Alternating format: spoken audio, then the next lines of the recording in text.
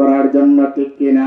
আল্লাহ পাক বলছেন ওয়ালা নাবলুওয়ান্নাকুম বিশাইইন মিনাল খাউফি ওয়াল জু' ওয়া নাকসিম মিনাল আমওয়ালি ওয়াল আনফুসি ওয়াস সামারাত ওয়া বাশশিরিস সাবিরিন।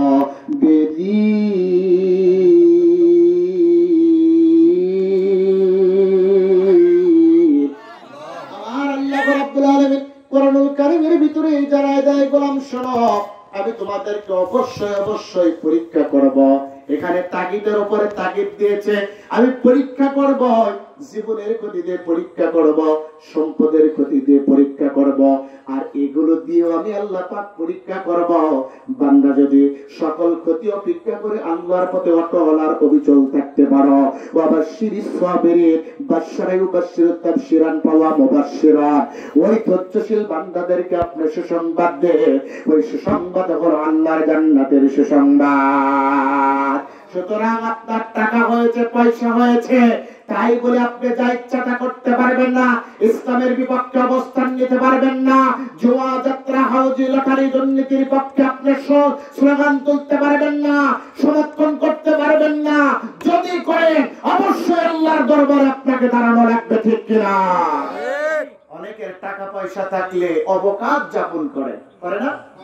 অবকাশ যাপন করে, ঘোরার জন্য থাইল্যান্ড যায়, ঘোরার জন্য সিঙ্গাপুর যায়, বিভিন্ন জায়গায় যে লাল নীল পানি পান করে।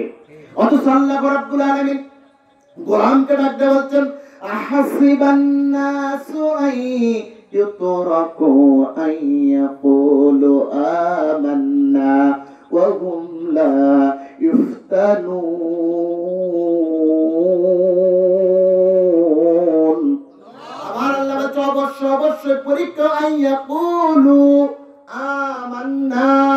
আমার আল্লাহ বলছে কোন ব্যক্তি শুধুমাত্র মৌখিকতায় বলে ঈমান আনয়ন করেছি, কিন্তু আল্লাহর পরীক্ষার সম্মুখীন হতে চায় না। অথচ বান্দা, তোমার টাকা আছে, টাকা দিয়ে আমি পরীক্ষা করব, তোমার সম্পদ আছে, আমি সম্পদ দিয়ে পরীক্ষা করব, তোমার শরীরে সুস্থতা আছে, সুস্থতা দিয়ে পরীক্ষা করব। গোলাম, তুই 5 ওয়াক্ত নামাজ আদায় করো কিনা, আল্লাহর বিধিবিধান মানো কিনা, আল্লাহর পথে মানুষদেরকে ডাকো কিনা। তোমার শরীরে সুস্থতা আছে, তোমার এখনই সময় ডাকা, যখন অসুস্থ হবা ডাকার চেষ্টা করলেও ডাকতে পারবে না। সুতরাং গোলাম, তোমার মৌখিকতায় শুধু ঈমানের দাবি নয়, বরং আমি আল্লাহ পাক বাস্তবে তোমার পরীক্ষা করতে চাই। কোন ব্যক্তি শুধু মুখেই বলে না, বরং ওই বলার সাথে সাথে কার্য পরিণত করে, ঠিক কিনা?